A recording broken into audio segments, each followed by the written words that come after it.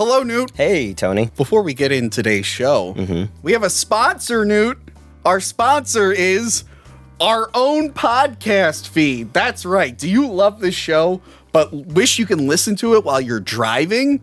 Well, that's very dangerous. You shouldn't watch a YouTube video while you're driving. But then again, I'm not your father, God, or your boss. Do whatever you want. But if you want to be safe, hackthemovies.com now has the audio versions of every Talking About Tapes and Hack the Movies episode. Yep. By the way, Newt, you know that famous Wishmaster 2 episode that got copyright claimed and is only available in Germany? Yeah. Well, guess what? Podcasts, they don't use any film footage, so that is on the podcast feed. You can listen to the Wishmaster 2 episode, finally. If you missed it, if you want to listen to it again, it's on there. So hackthemovies.com. It's available on most platforms, I think. So just search Hack the Movies Podcast. You get Talking About Tapes. It's great. Now, let's get into the Mighty Ducks. Let's drop the puck. It's time to Hack the Movies.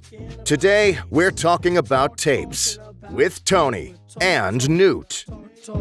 Talking about tapes. Here's all I can tell you about Mighty Ducks. Okay. Because this was your idea. It was my idea.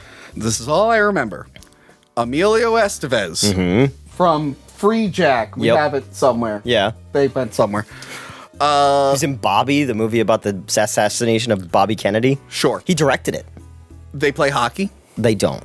No, they play hockey. Oh, in the Mighty Ducks. Yes. I thought you meant in the assassination movie. No, I was like, that'd have been weird. I'm still saying what I know about Mighty Ducks. Emilio Estevez, they play hockey. Ducks fly together. That's in the like movie. a motto. Yeah. They go like this, right? That's not in this movie. That's in Angels in the Outfield. Right. Knuckle Puck. Wait, you don't know Angels in the Outfield? The star of it was in Dark Knight Rises. Joseph Gordon-Levitt was in... Was he in Angels of the Outfield? Wasn't he the kid in Angels in the Outfield? Or was he the kid in Rookie of the Year? No, the kid in Rookie of the Year was the kid in Mighty Ducks 2. Was he also the kid from American Pie? Yeah, and the kid in King Arthur's Court. Okay, yeah. that's where I got... my God! Oh, my God! Say that's never happened to you before. It's never happened to me before. What's this? What script is that? Oh, this is the script for the first time we filmed in here for Cinemassacre rental reviews. Oh. It's just been sitting here this whole That's time. a collector's item. Yeah, it's also a napkin right now. There it is, it's a because napkin. we don't have time to go out. From my Nutty Professor thing that Justin stole from the office where I used to be the manager at the theater. Yes. Yeah. Anyway, Knuckle Puck. That's another thing I know from Mighty Ducks. But that's in part 2. Yeah. And Keenan Thompson. I know at some point there was a cartoon about anthropomorphized ducks who played hockey and fought crime. Yes. And apparently I liked it enough to get 2 different action figures of the same guy, but I don't remember anything about it. Yeah, there was a Mighty Ducks cartoon. I assume it has nothing to do with the movie. No, his name was Wild Wing. Okay. And they came from a duck hockey planet, and they came to Earth and became the Mighty Ducks pro hockey team.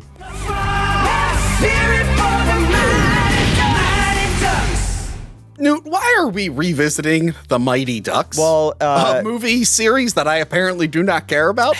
So You really like this movie. I love the first movie. Yeah, you the really second get and into third it. one not so much, but I've seen them enough times to know what happens in them. Yeah. Disney Plus has a Mighty Ducks series with the mom is from Gilmore Girls. Right. So this is the growing trend of let's make a new legacy of something from the 80s and 90s. And then when I explain the plot to you, go, oh, it's just Cobra Kai. And Which then I haven't watched. Yeah, because I don't care about Karate Kid. Yeah, I'm getting tired of this. Like, oh, it's Cobra Kai. It's it's Mighty Ducks. It's Fuller House. Yeah, it's the only Girl Meets World. The lead actor in the new Mighty Ducks series is the son of the head of Arcana Comics. Okay. He was also in the first episode of Legends of Tomorrow. Okay. And he was in the John Bonet TV movie. But his dad, I worked on a comic book way back in the day called The Velvet Rope, which was like an anthology. Okay. It's basically what our Midnight Show thing turned into. And he's on Facebook, and he told me, oh, my kid's going to be in that hockey thing. And they're from British Columbia, so it makes sense. So I guess I love it. Yeah, he'll send us free stuff, so talk about how good his son is. Well, I don't care about the show, but his son is very good in it, even though I did not watch it. So I remember, we are sellouts. Yeah, total fucking sellouts. So I've been a hockey fan since the 80s. Yes. I'm wearing my Flyer shirt. I played hockey. It was the only sport I was ever any good at. Okay. I won a state championship in high school ice hockey and 2 national championships when I played roller hockey. And then we said, we're going to do the Mighty Ducks. I dug through my storage unit and I found, because I was a Mighty Duck once, for 3 years in street hockey in Marlton, New Jersey. We were the Mighty Ducks. So I found my team. Look at awkward puberty. I know. Well, my chin is all fucked up here because it's right after I had my chin replaced. My chin is fake. I was in an accident that was really bad. And then I found my jersey, my Mighty Ducks jersey, and I still play and I still wear number 16 because my all-time favorite player, Trevor Linden from the Vancouver Canucks. Real quick, turn it around. To the front? Yeah. So did Land Rover Cherry Hill license that logo from Disney? Did they get permission? Shh. Hey, they Disney. There's the number. Call Land Rover, yeah. But I was like, it still fits. I tried it on, and I was like, this was 1997, was 20-something years ago. I have a lot of shirts that still fit, because when I was, like, in 8th grade, I just bought really big, baggy shirts. Were you into, like, FUBU? Yeah, but no, like that Spider-Man shirt I wore a few episodes back, like I just managed to fit into it because I've had that for years. Same thing with the Daredevil shirt. I would just get real baggy shirts and then I became fat. I'm like, this is perfect. But I was looking at it and I was like, man, if that kid only knew. Yeah. If he only knew what he would turn into all these years later. I've aged terribly. So I'm not, I used to be like this a little bit. Yeah. I'm not so much of an asshole these days. I'm not like one of those, sport ball, it sucks, whatnot. But I wasn't really into sports movies. I think it's because my family was really into sports and I wasn't. So I felt a little ostracized. So I probably took it out on stupid movies like this. But there were like 3 sports movies I actually liked. Maybe 4. Sandlot. Okay. Which I went back and forth on because I was forced to watch it so much. Go back and check out rental reviews for that. Rental reviews, the script that I'm using right here. Bad News Bears. No, what I like about Bad News Bears, I don't care about the baseball. I don't really care about the kids. I just like Walter Matthau being drunk and yelling at people. I went back and watched that movie recently because I'm a huge fan of that movie. Yeah, it hasn't aged today. Still really good. Yeah, but it's got the best kid acting in any movie. They're so natural. It's insane. Yeah. But they made a remake. You couldn't make that movie again. Like, there's things that those kids... I agree, because it's so good and perfect, and it ages very gracefully, and there's absolutely nothing wrong with it, so why even attempt it? Exactly. Yeah. So it's really good. And then Little Giants. Okay. I was real into Little Giants. Which I did not see in the theater. I saw it on video. It's Rick Moranis. I think what I liked about Little Giants was that it was Ed O'Neill and Rick Moranis, and I recognized them more, and I didn't really care about football. And then I said to you out there that as much as I don't like that movie, I still remember what the trick play is called that they run. Like the Minkus kid runs it, and it's called the Annexation of Puerto Rico. Was Minkus the one with glasses? Well, I don't think that. I don't think it was the same kid from Boy Meets World, but like his name, the nerdy kid's name was Minkus on that. So every '90s kid who looked like that, I just called Minkus. There was a kid in Little Giants who I think has nerdy glasses. And a few years ago, I took a picture of Johanna, and she looked exactly like him. Anyway. But Mighty Ducks. Yes, Mighty Ducks. It's apparently Bad News Bears with quacking. Yes, that's what I said. It's Bad News Bears with quacking. Yeah. The best hockey movie ever made is Slapshot. Okay. Have you ever seen Slapshot? No. We should watch Slapshot. Okay. It's Paul Newman. What about the one with Jean-Claude Van Damme and he's got to fight terrorists? Oh, yeah, Sudden Death. Yeah. Slapshot is great, though. Slapshot is set in a coal town in Pennsylvania, Charlestown. Paul Newman's like an aging hockey player. Yeah. The movie is so fucking... Is the one with the Hanson brothers? Yes. Okay, yeah. The movie's so fucking vulgar, but it was written by a woman, and she went on the road with these real teams back in the day and wrote this movie, and Paul Newman was like, it's the best thing I was ever in. Yeah. I would have done it for free. So The Mighty Ducks came out in 1993. I remember seeing this in the theater opening day. It led to a professional hockey team being born, which we talked about in our last Blockbuster episode. Yeah, but I went back and rewatched the day that they opened the team. Yeah, like their first ever game.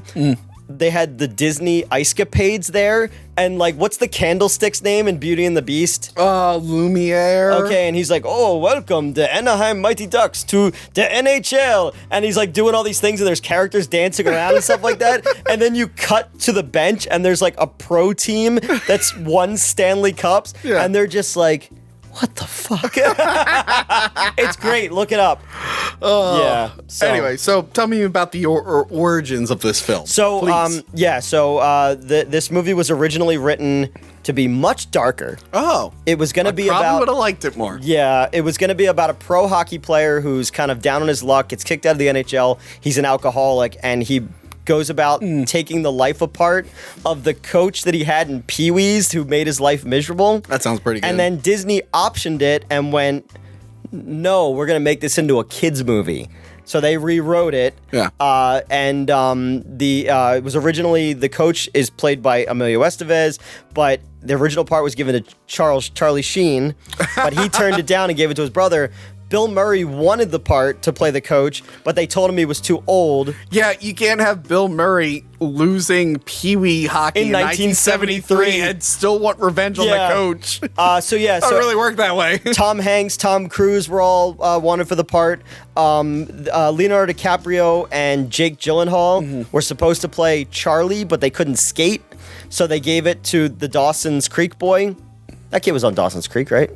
I don't know. Wasn't he the friend? Oh, not James Vanderbeek. No, but James Vanderbeek's friend was the kid from I haven't watched Dawson's Creek since it came on before. Listen, Tony. Since it came on before Birds of Prey. Okay. The early 2000s. Oh, remember that? Yeah. But my whole thing is, I don't want to wait for my life to be over. I want to know right now, what will it be? You have it here. Most of the kid actors lied about their ability to skate. And they got sent to hockey camp. That'd be awesome to do that. Yeah, so this movie starts 1973. Yeah. The coach, Reilly, is really getting in the kid's face. He's like, if you let me down, you let everyone down. Now, you missed this shot. You're not just letting me down, you're letting your whole team down, too. You gotta win. And I got flashbacks to my mom being my sister's coach. I was not the athletic kid. They put me in, my mom signed me up for like soccer and stuff. And I didn't give a shit. She was like, you're gonna have fun. It's gonna make you athletic. I'm like, this is the worst thing in the world. I don't care about winning. Yeah. Which I'll get into why I don't care about winning. Okay. But my sister was the opposite. She really cared. And my mom was her coach several times, and it led to a lot of fights. So watching this, I'm like, oh, yeah, because my mom, and a lot of people, not just my mom, there's a lot of people who took sports, like children's sports, way too. And I kept saying this throughout the thing. So children's sports, Pee-wee teams, it's glorified babysitting to get your kids active and have them do something after school. Or for parents to relive their childhood. No, see, that's when it becomes... No, what it is your kids being babysat and they're doing athletic stuff to keep them healthy and competitive. But then some people are like, my life sucked when I got older. I need to relive this through my child. And that's the coach's... Or they're just like too competitive at everything where it's a problem. Anyway, so this beginning, I really related to it. I was just like, oh, I know, me personally, I didn't go through that, but I know not just my sister, I know enough people who went through that, and I'll tell a story later. So I played on a team that had a coach who was a bit too much. Yeah. And we went to Steamboat Springs, Colorado to play in an ice hockey tournament. Yeah. And we were losing to a team from, I don't know, like Maine or something like that really bad. He went out to his car and got a gun and brought the gun into the locker room and put it down on the thing. And I was like, uh-oh. Like, yeah. That's when you call the cop. Did any of you call the cops? This was 1995, Tony. You didn't call the cops? We didn't call the cops. And then later on, that guy got in trouble for embezzling money from a Jaguar dealership that he worked for. But I also had another coach who was the comptroller, and I kept making fun of him across my bench to his bench. He jumped over the penalty box and came at me, and I was 13 years old. So that's pretty great. I played with I'm 5'5". Yeah. I again, my shirt from the 7th grade still fits. So I haven't gotten as fat as I thought I have. I've aged bad. Yeah. But I have always been the smallest guy. Yeah. but I've always had the loudest mouth, and I used to have like really. That's usually how it works. Really, You have little man syndrome pretty hard, don't but you? I always had really, really big friends, and I was good at the position that I played. Yeah. So they always defended me. So I'd always be like, do something, and then step back, and I'd be like, next time, bring kryptonite. So explain to me the penalty shot, because I don't know shit about hockey. So Gordon Bombay in 1973 was the best player in the league. Okay. He gets pulled down. So if the players on a breakaway and you impede their forward momentum, you get a penalty shot, which is just you versus the goalie, 1-on-1. If you score, you score. If you don't, whatever. So in this, he's like, if you let me down, you let the whole team down. And the way I saw it until today when we watched it, because I haven't seen this in so long, is that he had the last shot and that like they were losing. But then I was like, oh, it's 1-1. If he misses that penalty shot, they go into overtime. And we come to find out he had 197 goals in 12 games while his dad died. Yeah. Which is fucked up that you're putting more stress on this kid. But I was like, well, they'd probably just score in overtime because they're that good. But they make it out like he missed it and it ruined his career. And then he just like... His career. Like, anyone else would have been like, oh, you missed that one shot, but look at his record. He's pretty good. Also, his dad died. Let's cut him a break. He had 197 goals. The most goals I ever had in one season was 10, and that was like a 40-game season. Yeah, the coach Reilly. Yeah. Who is the lawyer, the prosecutor in My Cousin Vinny. And he's the dad in Son-in-Law. Yes. Yeah. I need to know more about this character because I don't understand his obsession with Pee-wee hockey. Like, he is the most insane character I've ever seen in a children's film. He's passing judgment on Gordon when they meet again later, and Gordon's like a high-ranking Minnesota defense lawyer. Yeah. And it's like, dude, you've been coaching kids Pee-wee hockey for 30 years. Yeah. Check your fucking privilege. And taking it way too seriously. Yeah. So anyway, I knew a lot of those type of guys, though. Yeah. Yeah. So he loses, and we, like you said, we find out. But we don't know that he lost. They just saw they're going to overtime. No. We do know that they lost. They show it later, and it's pretty funny visual. Right. Emilio is a lawyer. He's a defense lawyer, and I like the part where he goes to talk to his client. He's like, I don't really have much to say, so just nod like I'm making them wait. Just say it, just pretend. Yeah, and I like to think he went to school with Keanu Reeves. Yeah. And he could have just asked the devil to change back time and score that goal. There you go. That's how the movie ends. Reilly's the devil. It turns into Al Pacino. So he became a successful lawyer, like you said. And then he celebrates a little too hard. Yeah, he decides to drink and because his boss, Mr. Ducksworth, comes to him and he's like, you got to learn how to play as member of the team, and it's not all about getting the win, which is fucking bullshit. Because if you're a lawyer like that, your whole job, your whole company is based on the win. So I get it, because then I'm like, oh well, Ducksworth really isn't the bad guy. So later on, when he's the bad guy, I was like, not really. Like, yeah. So Gordon Bombay, Emilio Estevez, is drinking and driving. Open container. As you do. On a snowy Minnesota street. And he gets pulled over by the cops. He's like peeling out. Yeah. Like, he's doing donuts and shit. He's being a real asshole. But he gets pulled over by the cops, and the cop realizes that he's drunk, and he says, breath, blood, or urine. And then Emilio Estevez is like, no thanks, I'm full. And then he goes to court. Yeah. And what do you know? The lawyer opposite of him is the guy he just beat with the judge that he just shit on. Yeah. And the judge is like, I was almost going to take the day off. Like, yeah. And that's what I'm like, a drunk lawyer with DUIs? I wouldn't hire this guy. No. I feel like if I hired this drunk lawyer with a history of DUIs, he probably like convinced me to do a frivolous lawsuit. And then he might like get threatened to be arrested by the judge for acting up in court, and I might lose so bad I pretend to be a banana on Twitch. That would be embarrassing. So never ever hire a drunk lawyer with DUIs, especially when you want to sue several people for $20 million each. Anyway, let's continue. Where are we now? So Mr. Ducksworth comes to Gordon, and he's like, you got to learn a lesson from this, so I'm going to give you paid leave. Yeah. You're going to do community service, and I'm going to get you a limo driver. But his community service is he has to coach Pee-wee hockey, the thing he hates the most. Yes, he's still harboring resentment for that. This dude's more So he haunted. didn't try to like play hockey in high school or college, like with a different coach? No, he missed that goal, and he just threw all of his shit away. He scored 197 goals in one season. Even if I didn't care about... I knew dudes who were so good at things, but they didn't care about it. Yeah. But they did it because they got girls from it. They got scholarships from it. Someone still would have hired him. Like, it's so stupid. You hate doing this show with me, but you love the clout, so... I love doing this show. Just not with you. Oh, okay, Not that's with you. Not with you.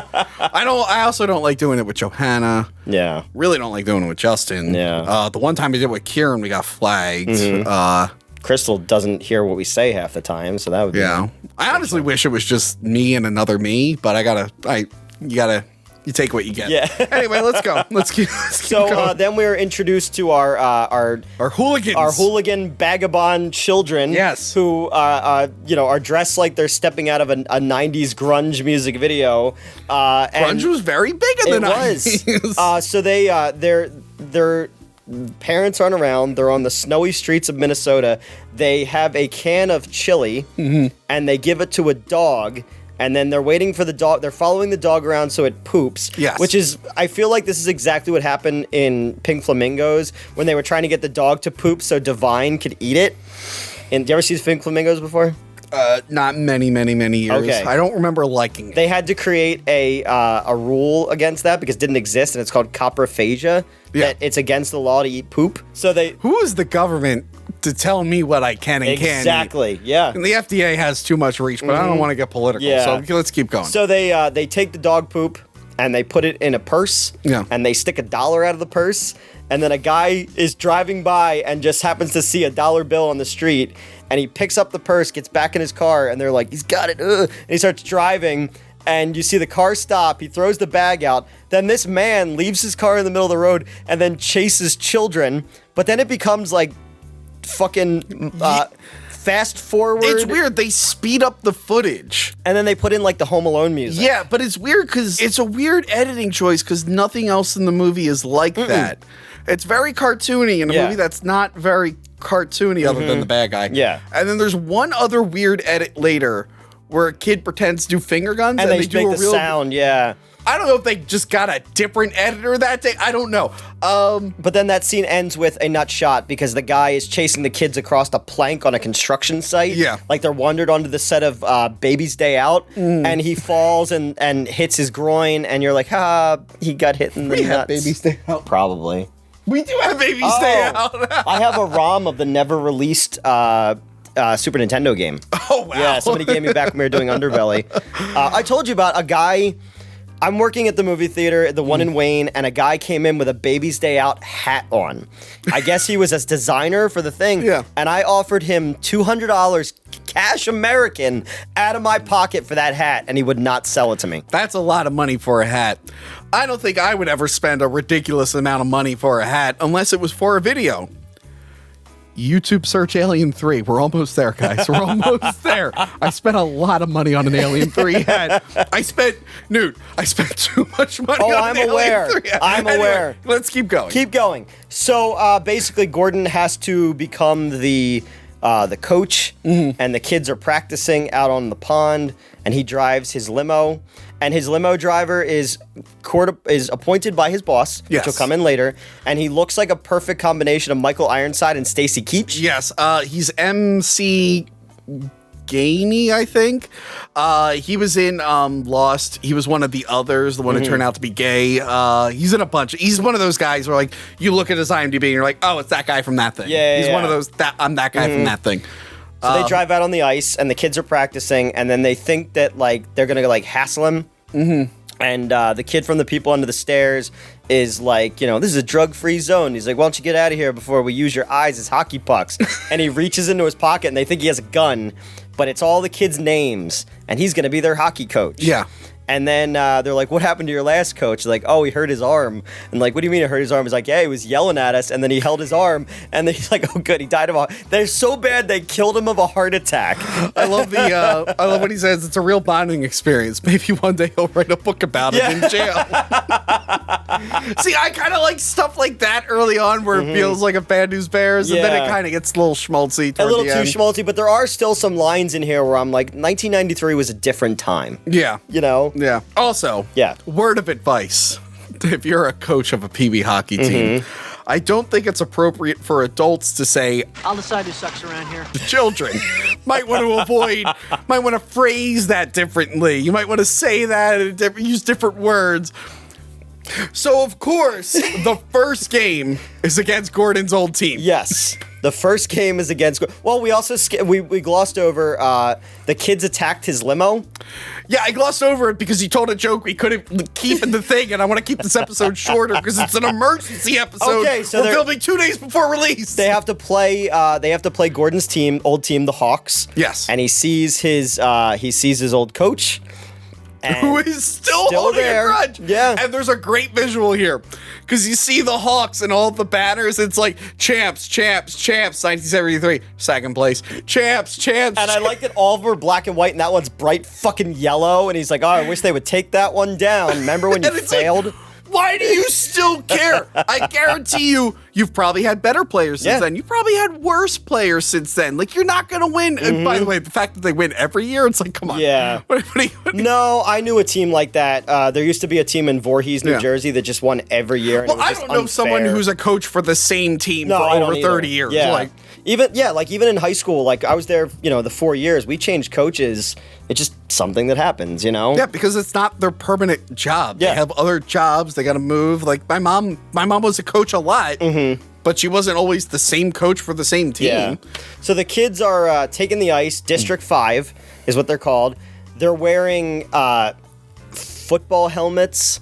They're wearing magazines taped to their legs. Right, which I assume is totally fine and totally the league makes you go out and get a sponsorship. Like Chico's bail bonds. Chico's bail bonds. That's great.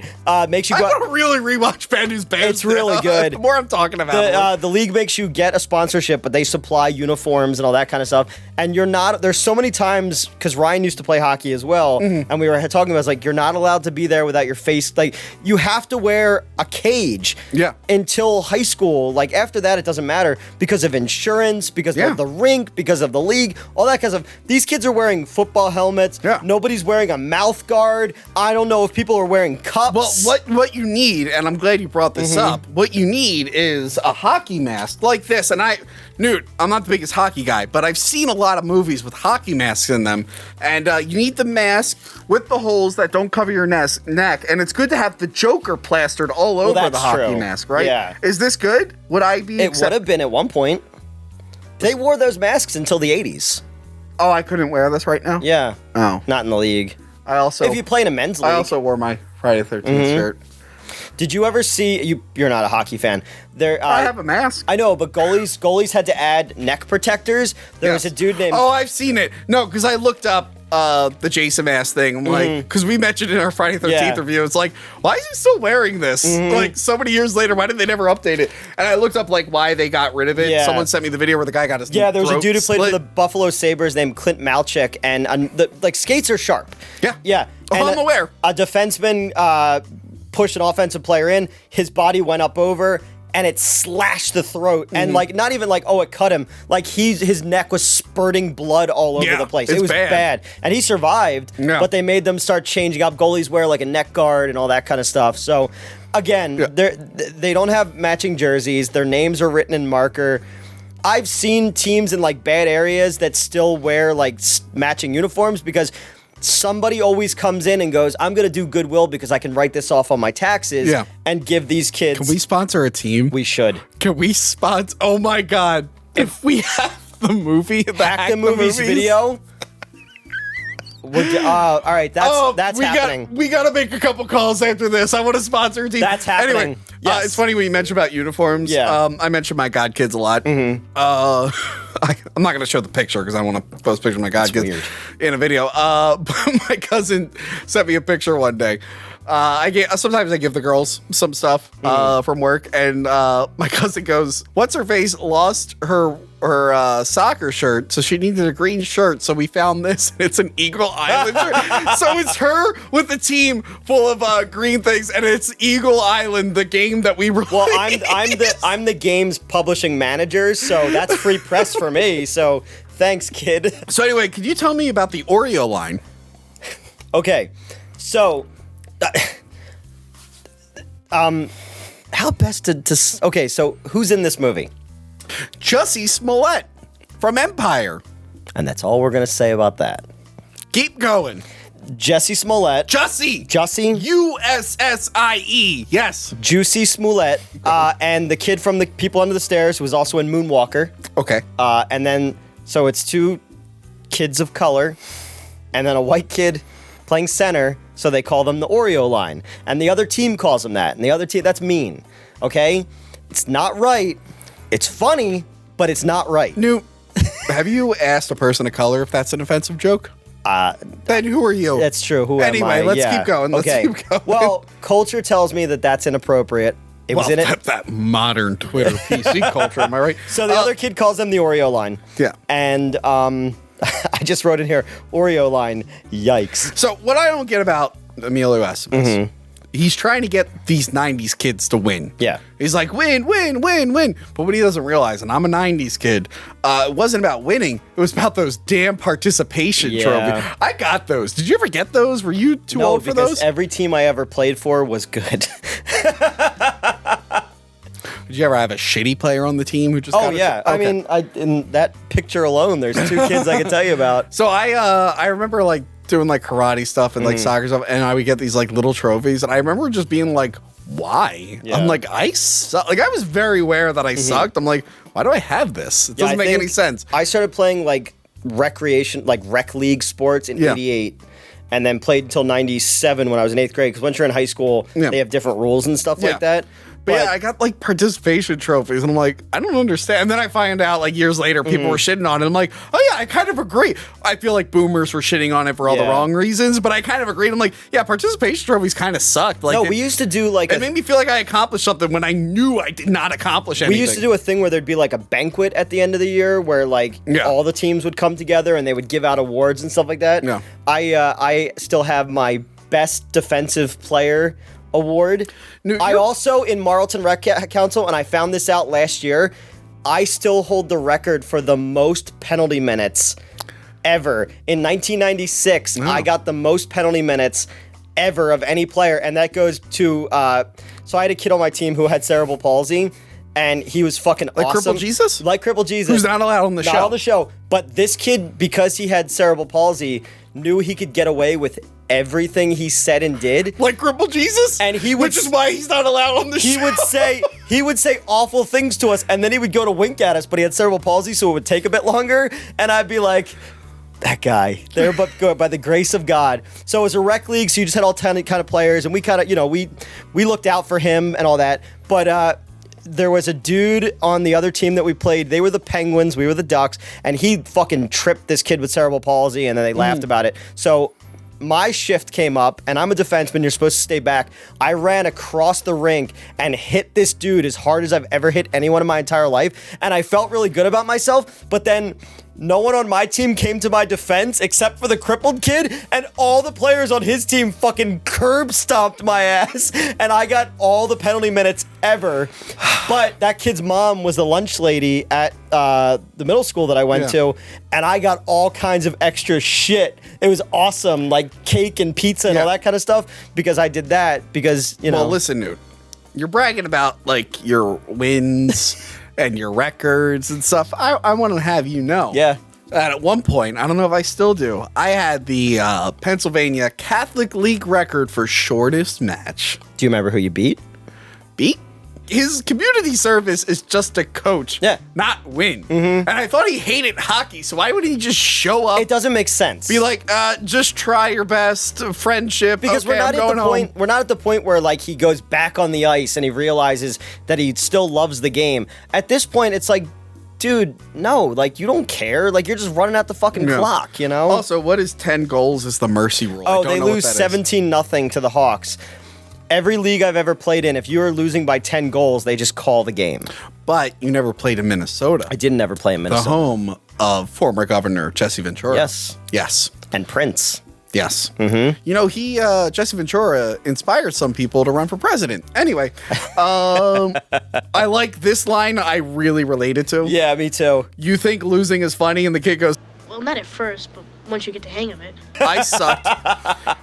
In like gym class in high school, which why would anyone care about gym class in high school? I used to really try when we played football and baseball and stuff like that. Oh, you would have hated me so much. So I didn't care about sports. I wasn't very, well, I was on the wrestling team. But that was, we weren't wrestling in gym class. Because they weren't cool. We had to play stupid shit like baseball. Remember when they taught us square dancing? Did you do square dancing? I did not. Okay, South Jersey, we did square dancing in middle and high school. And I was like, this is a time that we probably could have been learning like how to balance a checkbook. Yeah. Or like how to change a tire. How to tie a tie. You probably still would have failed that. How to eat with chopsticks. I don't know. Things that we could use in life. Anyway. You can't square dance in life? Anyway. So I would lose a lot. And I remember in gym class where it doesn't matter. You're not like really on a team. Yeah. I would just like fuck with people because for some reason I thought it was so funny that kids cared about winning in gym class. Like, this isn't like a real thing. This is something to waste time. Yeah. So I remember playing baseball, like doing baseball, and I'm like, all right.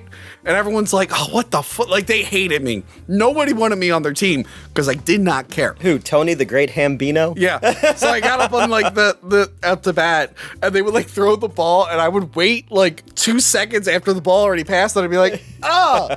And then everyone would be like, what the fuck, man? I'm like, oh, I missed it again. I can't believe There's no joy in Mudville. There was one time. Mighty Tony has struck out. We were playing flag football or touch football. Okay. Because, you know, you don't have gear on, you can't tackle. And I guess people, like, I just stood back with my friend. We just talked about, like, Godzilla movies and stuff. And at one point, so we're, like, just chatting. We don't care. At one point, the guy who had the ball, like, stopped next to me because he thought the play was done, but it was still going. And they're like, no, it's still going. I'm like, oh. So I just, because he literally stopped running next to me, and I went, oh. And then they're like, all right, you're out. And the dude got so mad. He threw the football down. He's like, what the fuck? You don't even fuck care. I'm like, I don't even know what I just did. What did I do? I had to coach. Yeah. When I was in high school, I coached a team of little kids, and I tried very hard to be like, everybody's here to have fun. But one kid in particular tried my fucking patience over and over again. And he would play, and then like he would have the ball playing hockey, and he would see his dad, and he would stop what he was doing and wave to his dad, and the ball would get taken and go the other way and score. And I would be like, I'm like Tom Hanks in A League of Their Own. I'm like, well, you just hate healthy father-son relationships is what I learned from that. That's true. Yeah. How's your dad doing? I don't know. Anyway, so I like when he's teaching them to like act, because he is a defense attorney. Yeah. So he's teaching them to act hurt and stuff, so the other team gets penalties. Yep. And then they're really bad at it. And then Jesse Smollett's like, even when we cheat, we can't win. When he said that, I turned to you and you're like, is that? And I went, I don't understand why you're laughing. I said, is that the really talented actor from Empire? Why would that be a problem? Oh, you don't know what happened. Let's move on. Watch the Dave Chappelle thing. So Hans is a magical German man who I'm sure fled prosecution for being a Nazi. Yeah. That's my headcanon. Anyway. We went to Brazil. We were invited. Don't worry about it. Remember the Dead Alive, the embalmer? It's like... That's one of my favorite things. I always forget that there's a literal Nazi who's still wearing the uniform. Anyway. Underneath his lab coat, and it's ripped so you can see the swastika. So Hans is the magical wise hockey shop owner. Yes. He's an old German man. He's the guy from... Oh, no. Is Is he the guy from Bill and Ted 2, or is it the guy who plays Hans's brother in part 2? I have not seen Bill and Ted 2 in a very Really? long time. Yeah. We have the comic. Yeah. Because there's a dude, there's a different, Hans's brother is in... Hold on, let me check. Okay. Let me check. I don't know if the picture will... I want Marvel cards. Look at that back of that. I love those so much. I have a lot of these. Those were fucking great. If you want I to do gave a them all to page- Justin. If you want to do a Patreon video, I have them here. We can go through my Marvel cards. Yeah. Wait. Hold on. Yeah. Hold on. Now I lost it. I fucking lost it. Oh, Death didn't look like that. No, Death it's the didn't bad look guy like from that. Die Hard 2. What the fuck? The naked Tai Chi guy. Anyway. So Hans was the owner of the hockey shop. He's the one who sharpens the skates. And he's our kind of exposition dropper guy who says you scored 197 goals in the year that your dad died. He's trying to motivate him, but then in his hockey shop, he has the article of him losing. Yeah. It's like, why would you have that one up? And he has a lot of the posters. Also, hockey shop guy, why do you still care about this? Like, haven't you moved on to other Well, shit? he said that Gordon used to like hang out there and watch him sharpen the skates when he was a kid because he like lived and breathed hockey. So I guess like if his dad was sick or we don't know what happened to his dad, maybe he went to like his comfort place, but his coach was just exploiting him and then threw him away. But it was funny in the hockey shop. I'm looking around and I'm like, oh my God, I had that hockey poster. I had that puck with the little ball. I think all that shit, you know. Yeah. And Ryan was saying the same thing. He's like, oh my God, they're all using Z-Bubble sticks. And I was like, Easton Aluminum, this is all the shit that we had in the 90s. So he goes out there and Hans gives him a pair of skates. Yeah. That are the wrong size. That are the He's wrong like, size. I'm a 9. He's like, wear thick socks. And then Gordon goes out on the ice. And then his stunt double. His stunt double does a skates. great. Yeah. Good job, stunt double. Everyone clap at his stunt double. It's like whenever I watch a modern movie where Harrison Ford's a badass, I'm like, good job, Harrison. Yeah. Stunt double who's not at all Harrison Ford. All the close-ups are Emilio Estevez skating, and then all the wide shots are just a dude that's not Emilio Estevez. Yes. So so he then decides like, well, I'm gonna start teaching these kids how to hockey. And then he kind of starts striking up a romance with the mom, which you told me the plot of Part 2. Mighty Ducks 2, and it goes literally nowhere. And he convinces Ducksworth, his lawyer, to donate to the team so they could buy good gear, and they're going to name the team after him, which is where the Mighty Ducks comes from. And my team was called the Ducks because our coach was right. So we were the Mighty Ducks. And I'm going to censor out his name. Well, it's fine. I'm still friends with him. No, I'm going to censor out his name because I'm going to be like, and your coach definitely licensed Disney for that logo, right? Well, the township did. I don't know. That's not my problem. We're past the statute of limitations at that point. Oh, you're right. You're right. Well, Disney likes to change the rules. Well, no, because when we got our shots, we drove through like the cut. Yeah. And like all the daycare centers in the inner city have like famous cartoon characters painted on them. Yeah. And I'm like, do you think the owners of Dora the Explorer option that? I don't know why you went all the way in the city to have shots of Jameson. I just went to the bar down the street from my house. Yeah, so then we meet Foggy Nelson. Yeah, Foggy Nelson's in the movie. From the Daredevil movie, not what's his face who directed Iron Man. Oh, Jon Favreau. Jon Favreau, no, the other guy. Yeah, he was also in Idle Hands. Right. Yeah. Right. And he's basically the Kelly Leak of this movie. Jackie Earl Haley's character in Bad News Bears, and he's like the tough kid because they're out. The players are out again by themselves in the city with no parents, and they get hassled by the Hawks who are on rollerblades because they're looking at those Sports Illustrated swimsuit magazine, and then they take them and they're gonna. The big deal is we have a Sports Illustrated swimsuit VHS tape around here. I never look at it. Anyway, so because we have internet porn. That's true. Yeah. Keep going. So Fulton Reed is his name, right? I think so, yeah. Okay. Yeah. He shows up and like throws the Hawks players into the trash, and they run away, and they're like, thanks. And he goes, and he walks away. And this is before we found out that he has superpowers, which we find out later. Yeah, we find out he has superpowers. Yeah, so they meet the little Pete from Pete and Pete and his sister, and they're figure skaters. Yes, and then we realized, what are the age groups for this team? Like, because there's some kids that are like late grade school, real young grade school, like... And they could just go, oh, hey, those two kids, they can figure skate. They're going to be on our team now. How do you know they live? You have to ask them if they're in the district. Are they allowed to talk to strangers? How did you get this information? Are the parents? Well, they get the information because Juicy Smollett knows the girl from his class and the brother, and he's like, that's so-and-so, he's a figure skater, and that's his sister. So I guess you don't need to ask parents, you don't need to sign up for anything. I guess playing in this league is free. Like, I know I think so, yeah. It was super expensive to play ice hockey. Like, when I don't know, it's probably more expensive now, because it's not even just the gear, like signing up and all that kind of stuff. So these kids are now on the team, and they're figure skaters, and they don't have to ask their parents. Yeah, and Emilio teaches them. Yes. He teaches them how to handle the puck by practicing with eggs. And then by the end of the session, there were eggs all over the ice skate rink, which I think is totally normal and fine. And if I was because I've driven a Zamboni before, I would be like, dude, the fuck? You know? Fucking eggs everywhere on the chemicals of the ice and... Yeah. And then, they do a totally normal thing, which is leave a kid tied up to a net and abandon him. And this might be where his drug and alcohol problem came from. Right. So everyone knows that Goldberg, yeah. Not Bill Goldberg, whose crotch... I love how we frame your shot. Goldberg's crotch is like right next to your face all the time. That's how I'll have it. So when I said before we were talking about the movie when we were watching it, I was like, oh, Goldberg had... And he's like, the wrestler? When did that happen? I was like, oh, no, the kid in the movie. I'm like, I watched the Monday Night Wars documentary. Yeah. They didn't mention his crack. So he's from Philadelphia in the movie. He mentions Ron Hextall, who was the Flyers goalie. He's got Flyers gear on. He's got Eagles gear on.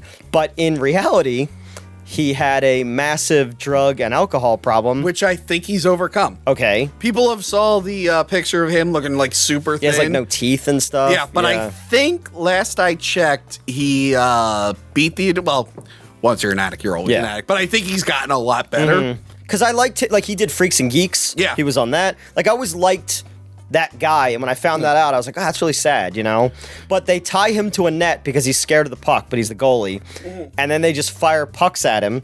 And then they're like, all right, let's go have pizza or whatever the fuck they're going to do. Again, where are the parents? And then they leave him tied up to the net. Yeah. And then, skipping ahead a little bit, they he tries to teach the kids how to skate. Yeah. By committing multiple crimes in the Mall of America. They throw an old lady into water. Yeah. They literally steal food. Like, they should all go to jail. Because Fulton is like, he's got an amazing shot because they're driving down the street in the limo and then the window gets broken. And because we were watching, you're like, what the fuck just happened? Well, it turns out that Fulton can like shoot the puck better than anybody, but he can't skate. Yeah. So they have to teach him how to skate. So they put him on rollerblades and they go to the Mall of America. Have you ever been there before? No. Oh, really? Okay, yeah. So they go to the Mall of America in Minnesota, in Minneapolis, and they just create chaos and they push an elderly woman into a fucking... I know! And then at that point, like, Ducksworth would be like, dude, what the fuck? Like, I bought those skates and now they're involved in a crime, you know? So then he's telling them that their team name is the Ducks. The Mighty Ducks, yep. And he's trying to, like, vouch for... I don't think anyone would care. They'd be like, what are we, the Ducks? Yeah, sure, why not? And they're like, ducks don't have teeth. And he's like, neither do hockey players. I thought Which is funny because my two front teeth were knocked out in a hockey game, but I wasn't playing. So for anybody who played ice hockey, all the locker rooms at like the ice rinks kind of empty out into like a middle hallway where you go in and like there's bathrooms and stuff back there. I was coming out of the bathroom. A team that was playing before us got into a fight. A dude swung a stick and I'm just coming around the corner, knocked my two front teeth out. I had to have them replaced, which led to even more problems because my the jaw and the teeth. The jaw was 97.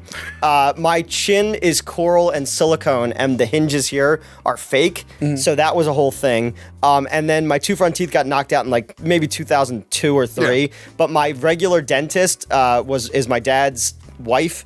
And she was on vacation, so they had to have some other person do it, and they didn't like seal the gums to the teeth properly when they fixed it, and I got this infection, and my face got like all, I was like, that's gross. Kill me. Anyway. I'm proud to be a duck, and I'd be proud to fly with any one of you. So how about it? Who's a duck?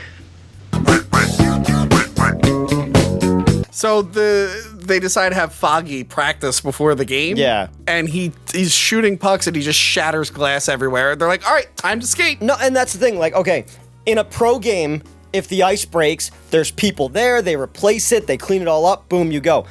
There's like what's it called? Hollydale. I don't know if that's still there. Was the rink we went to? Yeah. The glass got broken in like 1995, and it was still there in 2012 when I went to like a skating event because they were just like, fuck it, it's whatever. Yeah. So I was like, so that kid just like.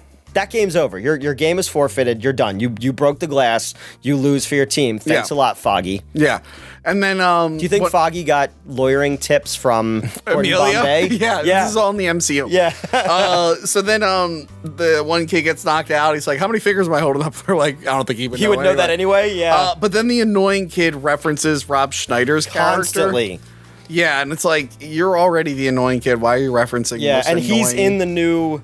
he's in the new Disney series. Right. I'm not gonna watch it. Why do I care? I'm not gonna watch it. It's like last year, the year before that was like the 25th anniversary of the Real Team. They had the cast of the movie come and drop the puck, and I was like, that's so weird. Yeah, and then you have a problem with the rules not making sense. So magical German hockey man tells Gordon that if his team wins one game, they're in the playoffs. They haven't won a single game yet. One of the teams had to forfeit because they had like the measles or something like that. Right. But I'm like, wait a minute. So if they have one win and you're looking at the thing, you're like, these rules don't make sense. Yeah. Because if you need that, like, if you can't make the playoffs if you have one win. Yeah. You know? So I was like, the rules of this league, how the age stuff works, all that, it's like, the Thunderdome rules make more sense. The game in Psycho Gorman. Where is it? Thunderdome. There it is. Thunderdome makes total sense. Well, 2 men enter and 1 man leaves. 1 man leave. Yes, and they're on bungee cords. Anyway, we don't need another hero. I will not have you besmirch my favorite Mad Max movie. I like that movie, and everybody talks shit about that movie. It is. It's the worst one, but my favorite. So this movie teaches us about gerrymandering. Yes, because since he's a lawyer and stuff, he realizes the kid lives in like the wrong district, and they're like, "Well, you got to forfeit your kid. He's in the wrong thing." And the coach is really pissed off about this. Yeah, so it's if Banks lives his where he lives is on the line where District 5 would be, so he has to come join the Ducks, but he's the best Hawk. And if he continues to play, the Hawks have to forfeit every game. So again, this movie taught us about gerrymandering. Yes, and then he has a confrontation with this former coach. Yes. And he's being real sarcastic to him. He's like, "Oh, we're all losers and stuff." Yeah, they don't deserve to live. But then some of the kids hear that, and because kids don't understand sarcasm, they think he's being serious. So they won't play. So they have to forfeit the game after they were just told by magical German man that they need that win to make the playoffs. But I guess it doesn't matter. You know? Yeah, nothing matters. Yeah, nothing matters. At the diner, there's a scene where he's talking to Charlie, I think. Yeah. There's just an old man who keeps looking at the lens. He keeps looking at the camera. And I was like, I didn't notice it before. I'm like, Tony, look, that guy looked at the camera. No. And then you're like, he did it again. Like, and then Charlie really wants to pimp his mom out. And I really like this because I hate that cliche where like the single mom and like the coach and stuff, and they're like, "You're not my real dad. I want my real dad back." I like that the kid's like, "Hey, my mom she's available." He's like, she has a lot of qualities that men find very desirable. And I'm like, what a weird thing to say. He wants a dad. Yeah. So all the kids are in the same class again because nothing makes sense. No. If you plot convenience. Look, people who live in Minnesota who watch this show, are you in a class like? Is this like the Appalachian Trail? Like, you ever see the movie Child Bride, where like I know what it is. Yeah, where like all the kids in the class are from like grad school to preschool, and they're all in one room. That was the one movie Mystery Science Theater wouldn't do. Down. Yep. So good on their part. I agree with it. So all the kids on the team are in the exact same room, and they're making fun of Charlie, and they're like, "How was the forfeit? Did you score?" And he's like, "I bet you the coach scored with your mom." And then they all start fighting while the teachers, the teacher goes out in the hallway with the principal. Talk to the principal. The principal comes in. They all start quacking at her. Yes. Which is funny because it leads into the next scene where Emilio's talking to Ducksworth.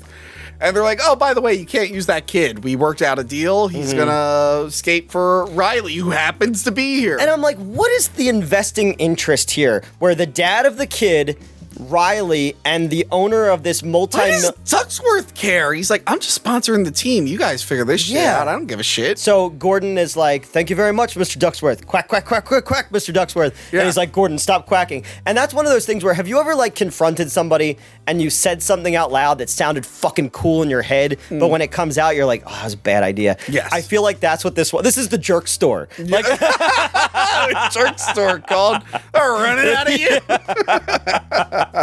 so they have to curse. They have to write on the board, and then he comes and he's Yeah. like, "You all quacked at the teacher? Are we ducks or what?"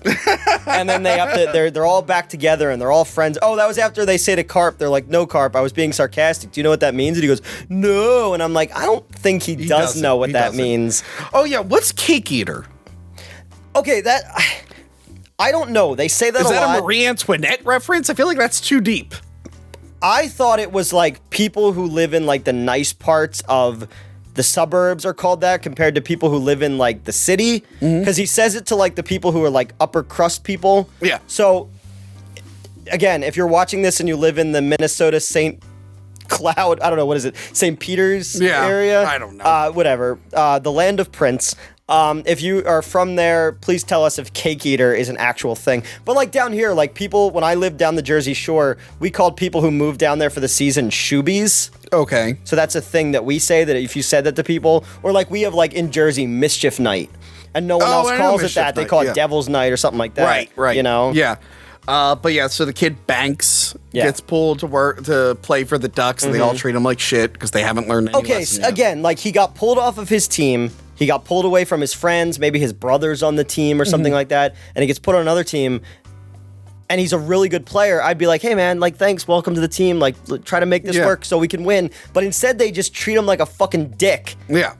You know, And then Foggy Nelson has superpowers. so Foggy Nelson has superpowers. He's like hitting the puck and he's like blowing holes in the net. And we thought, is there a deleted scene where at the end where they're like, Foggy, we found, we just talked to your mom. Apparently you landed in a spaceship in Kansas. Yeah, no, in Minnesota. Yeah. Or yeah, like And or the sun gives you energy? or like you know the stuff that comes out the back of the Zamboni had like the Ninja Turtle making stuff in it, and it gave him super. Or he's from the anthropomorphic hockey. He's duck one of those planet. guys and he's learning. Oh, that's a deleted scene. He takes off his thing, and you're like, oh my god, he's a duck man. Yeah, so they go to the North Stars practice. Yeah. And you So- said they were not the North Stars by Okay, the time? so the Minnesota North Stars were a team that came in the expansion in 1967 when the Flyers came into the league. Yeah. I was a big Minnesota North Stars fan when I was growing up. They have one of the coolest logos ever. It's an N with the thing, but Yeah. I played on a team that was called the Peter North Stars, and the point was a dick. At one point, I didn't come up with that title. It was when I was 17 playing on a 40-year-old's team. That's funny. And I still have that jersey, and I didn't know who Peter North was at that point. And then later That's on, I was like, pretty that's funny. good. I also played for a team called the Fighting Tony Danzas, and it was the Fighting Irish logo, but it was Tony Danza's head. That's also pretty good. So they went to a Minnesota North Stars game in the movie. By 93, when this movie came out, the North Stars had moved to Dallas and become the Dallas Stars. That's funny. So they and then in the movie they play the Hartford Whalers. Yeah. And the Hartford Whalers don't exist anymore either. They're the Carolina Hurricanes now. Yeah. And then there's two actual hockey players that they gave lines to. They meet Basil McRae and Mike Modano. And Mike Modano is considered by many the greatest American hockey player ever. Okay. He has one line. He's like, I thought you became a farmer. Okay, Basil McRae knew Gordon Bombay when they were in little kids, I guess. And he's like, hey, if you ever want to try out. But it's also like, how do you know I still play? I don't know. You know what else I don't know? Why is the limo driver still driving the team around? Yes. Okay, so the limo driver's He like seems like he's really invested excited in about this team, but it's like if he was appointed by Ducksworth, wouldn't he be putting his own job on the line by Yeah. continuing to hang out with Gordon? But then we get a bunch of newspapers of them like winning and stuff, and then Yeah. the last newspaper is literally Face It's the Off, cover of Face Off. which we have somewhere. It's half of Gordon's face and half of Reilly's face. But then I'm like, look, especially now, Minnesota's got a lot of stuff going on. Yeah. And for your news to be consumed by that, like what was going on in 1993 in Minnesota that was the front page news? I have no idea. So yeah, we have it here. Like he's still haunted by missing the puck, but wouldn't you be more haunted by the death of your dad father dying yeah. young? But again, he's got like the motivation of Batman. Like he's haunted really by that does, one moment, the PTSD. But then it leads to the Hawks versus Ducks. Because apparently you only have to win one game in the playoffs after only winning one game of the season, and you're in the championship. Dude, I don't play hockey. This all checks out for me. When we sponsor a team, we're going to force the league to do that. Like, no, there's still 2 more games. Yeah. Sorry. And you know what's real fucked?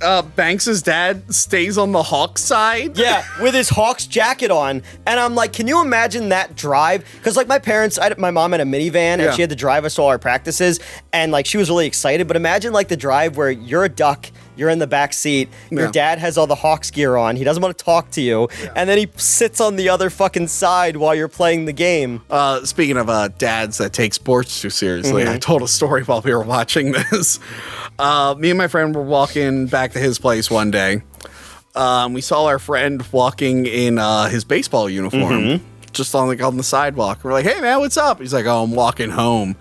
And I'm like, "Oh, why? What's going on?" He's like, "Oh, our team lost the game, and when I went to get in the car, my dad said F slurs aren't allowed in this car." And I'm like, "Oh, okay." And we're like, "Well, have fun." Oh, he probably got the shit kicked out of him, but I'm like, "All right, we're gonna go home and not get the shit kicked out of our us." Parents. My dad never calls me that slur. They have the Karate Kid moment where Reilly, the coach, is like, not take him out or something. Yeah, he's like, I want that kid out of the game. So the 2 kids two kids who were with him in the alley when they stole the Sports Illustrated. Right. They Banks is on a breakaway, and the kid hits him cross-checks him from behind, and Banks scores, but he hits his head on the thing, and he's out cold, and you were like, is he dead? Like, it's like the Ninja Turtles movie. They have to add a line of dialogue like he's still alive. But they're like, why'd you do that? What did you do? And he's like, my job. And I'm like, that kid's a fucking sociopath. But this is 100% the sweep the leg thing. Oh, 100%. That's why I don't really like these movies. They're all very formulaic and usually hit the same story beats. Like I remember I was at the gym a few weeks back and they were playing Coach Carter with Samuel Jackson, and I'm like, I caught the very end of it, and it's hitting the same story. Like this was the troubled one that ended up being the best player. I'm like, did you ever see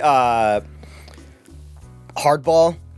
With Keanu Reeves? Yes. I watched a little bit of it. Okay, so in that movie, the one kid gets killed in a drive-by, and his name was G-Baby. Yeah. And Justin and I, for that entire summer, anytime anybody, like, pissed us off at the theater when we were working, we said we'd drop them, like, a sack of G-Baby. And that went on for, like, way too long, like, way after the movie was forgotten, and we had to explain it to people, so we stopped saying it because it becomes so anachronistic. Justin's another one who's way too competitive about things that don't matter. Yo, yeah. Fucking trivia night. Yeah. The one day he was having a mental breakdown over trivia night because someone cheated at another team. He doesn't care about anything. Yeah. Everything's whatever. But things that really don't matter, yeah, gotta win. That one night at trivia night, I'm like, dude, are you okay? This doesn't matter. like that. Okay, can you explain the Tammy and Tommy doing the figure skating? Like, what the fuck is that? Okay, so the girl starts spinning in front of the net. I don't know what that figure skating move is called. And she's wearing figure skating skates. You can't. The goalie has to be wearing goalie skates. Everybody has to be wearing hockey skates. Same thing. Fucking face masks and mouth protectors and they, all that kind of stuff. So she's doing a thing and everybody's looking at her and then they pass her the puck because everyone's mesmerized by her and she scores. Here's what would have happened if Newt was on the Hawks. She starts spinning. I fucking lay her out. I get a penalty. But then they go, oh, we probably shouldn't try any of that trick play shit because that dude broke that kid's neck into the net and that dude just laid out a girl. Yeah. These people are not to be trifled with. No, not at all. But then the Oreo line comes back. And this time Emilio says it. Yeah, and I'm like, it's like Clerks 2. It's like, it's cool, we're taking it back. And then they do the flying V. What the I get that Ducks flying a V. Ryan I think said it's more geese, but anyway. Whatever. Ryan said that they all met at the line because what happens is offsides is if the player enters the zone because it's broken up into zones before the puck does, you're offsides. They're in a flying V, so if the person in the lead passes the puck back, he would come over the line before the puck did. Yeah.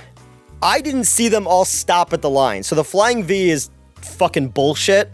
And I remember when we were kids, we used to play, there was a tennis court in my neighborhood, and we used to take our skates and go to other neighborhoods and play them in like a tournament. Yeah. And these guys tried to do a flying V one time, and my friend Eric and I just fucked these kids up. And then their parents were like, you're not allowed to play with those kids in Marlton anymore. Like, but then you would never believe it. Charlie's it ends in a penalty just shot. like the beginning. It's like poetry, so it rhymes, like as George Lucas would say. So Charlie gets pulled down, and then the referee says anyone on the ice can take the shot, but no, the person who got pulled down has to be the one to take the shot. In a shootout, they do one period of overtime, then they go to shootout in NHL now. You pick 4 players or 3 players, but in this it would have to be Charlie. So he tells Charlie, like, look how far we made it. Like, just have fun. And he does a triple deke, and he scores. Yes, and then everyone crowds the ice and hugs, which you said is not allowed. No. Yeah, which, I agree. I don't know why you would want to go on the ice. When the Flyers won the Stanley Cup in 75, 76, something like that, fans on the Buffalo Sabres like started jumping out on the ice, and the Flyers players were called the Broad Street Bullies, and they were just maniacs, and they started fighting the fans, and that's why the Simpsons writers put them in to the episode where they're the jury of hell. And in the commentary track, the guy who's from Buffalo who wrote it, he's like, like they beat up the fans, so we put and then we get the South Park parody. Yes. So there's a great episode of South Park that parodies this entire movie, and it's really funny, but it's like this real happy ending. But in South Park, it's because a bunch of kids are like murdered. So the movie has a happy ending. Gordon gets into the minors, and he's like, "See you later, my love interest. We're gonna get married," which they do not get married. But you say he like blows his knee out or something. So at the end, he's like, "Don't forget, Ducks, we got a championship to defend," and then he drives away. The second movie opens with Gordon playing for a team called the Breakers, which is a fake minor league team. Also, did you know that one time there was a minor league team in Macon, Georgia, and you know what their name was? What? The Macon Whoopie.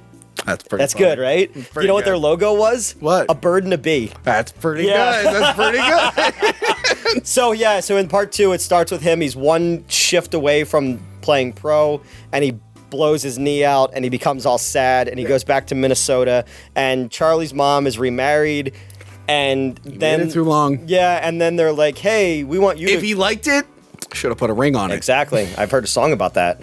So he becomes the coach of Team USA, and the only thing that part 2 ever taught me was they play Iceland, and Iceland is green and Greenland is ice. Yes. And that was that. And then they play a team from Trinidad, and like, talk about the Oreo line. There's dudes with dreadlocks playing steel drums on the bench. That's pretty awesome. And I'm just like, I don't know about that. That's pretty awesome. A Jamaican bobsled team I can go with. That's another good sports movie. Cool Runnings. Full of lies. Well, yeah, obviously. Yeah, the team was like, oh yeah, we were definitely sabotaged. It wasn't just that our bobsled sucked. Yeah. Well, they got it from like these guys in Calgary who like gave it to them, and they're like, but the movie makes it look like they were sabotaged, but they were like, yeah, that didn't happen. Our sled got fucked. Feel the rhythm, feel the ride. Yeah. This is the Mighty Ducks. It's a fine enough movie. It's not my kind of thing. Yeah. You seem to be really into it. I mean, it hasn't aged as poorly as the other two, because part 2 is like dumbed down even more. Yeah. And then part 3, like, they forget that it's supposed to be a kids movie, and they like try to get serious with it because they're at a prep school, and it has this whole thing in there about. Well, it's one of the things where like the kids are getting older. And they have like a whole thing where like the team name is like the Chiefs or the Indians or something like that, and at the end, like, they're like, that's offensive. We're gonna become the Mighty Ducks, and then they change their logo to the Mighty Ducks. I do like the Mighty Ducks logo because it looks like a duck with a Jason mask. Yeah, and it's one. I mean, they're white. They change their logo. They're not owned by the same people, so they're not the Mighty Ducks anymore. They're the Ducks of the Anaheim Ducks or something like that. And their logo is a D, but it's a mallard foot pad. Oh, okay. Because they got bought by another company. This movie was so successful that they made a hockey team out of them, pro team. Right. And they won the Stanley Cup and all that kind of stuff. But I mean, the movie is fine. Yeah. It's fine for a kids movie. If you like hockey, if you have a kid who likes hockey, I would recommend it. You could definitely show them this and not some of the other hockey movies, because hockey's known for being a bit more foul language and all that kind of stuff. And I mean, I'm not gonna watch the new show because I don't give a shit. I don't give a shit about any of these shows where it's like, hey, remember the 80s and 90s boomers and things didn't work out for you because boomers ruined the job market and you're really sad and you really miss your childhood because boomers stole every potential you ever had. Well, guess what? There's a new Mighty Ducks. Remember when you were 5? I told you what my idea was. If you wanted to do an adult Mighty Ducks, these kids are 9 to 20 in this movie. Okay? You do a movie that takes place in 2021. Yeah. They were the Minnesota Miracle Ducks back in the day. They were last place and they won the championship. And maybe they broke some record. Now you have these kids are in their late 30s. They're me. Yeah. And life hasn't really worked out. I love the idea of people who peak when they're 13, like child actors. So now their lives are miserable. They're still, like me, I'm still pining for when I was in good shape and I won championship. And then like maybe there's like a new team of kids who are gonna break their record. So they do a charity fun game. But these dudes are all sad and out of shape and they have to get back in shape to play children. And I was like, that would be a funny movie. It's like fun. Old school meets the Mighty Ducks meets Slapshot kind of thing. That would be fun. Yeah. That would be fun. So, but Disney, call me. It's on Disney Plus. You can watch it now. I'll never watch it again. We should watch the cartoon though, just to see what that. I do want to know what the cartoon is all about. That's also on Disney Plus. I want to know. Are they from the same duck planet that Howard the Duck was from? I think so. Okay, I think they are. Because there was a girl on it, and I was like, well, she probably has duck nipples like the woman in Howard the Duck as well, right? And on duck nipples, I want to remind everyone that we have a podcast feed out now, hackthemovies.com. Check it wherever you get podcasts. I think it's on almost every platform. Check it out. Thanks for watching. Don't forget to check us out on Patreon. We're putting up a vlog of us unboxing more stuff that you sent us. Thank you ever. So if you sent us anything, thank you. Check out our Patreon vlog where we unbox it. And I have to go now edit this hour and 19 minutes down. Do you want to drop the gloves and have a hockey fight?